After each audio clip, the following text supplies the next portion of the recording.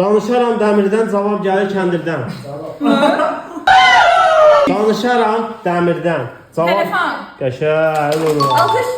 4 qardaş ha ötüşürlər, bir-birinə çata bilmirlər. He he he, nə bilir? Atdı nədir? Yox, 4 qardaş 4 qardaş. ha ötüşürlər, bir-birinə çata bilmirlər. Maşın var. Düzdür, qəşəng. Ay baba, ömrün təkəridir, ömrün təkəri. Əlim ilə əkərəm, dilim ilə biçərəm. Yazı. Qəşəng. Zülmət enəndə gülər, işıq görsə mühürcülər. Yox. Yox. Zülmət enəndə gülər, işıq görsə mühürcülər. Qaranlıqda gəlir.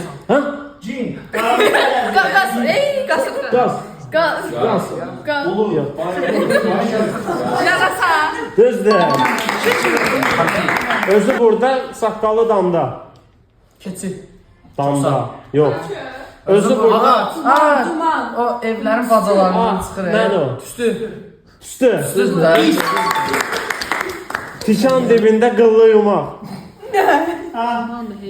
Kirpi də. Düzdür.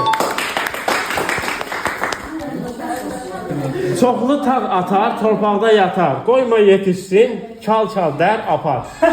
Şal-şallar apar. Çal-çal dər. Nədir o? Xiyar. Düzgün. Qəşəng.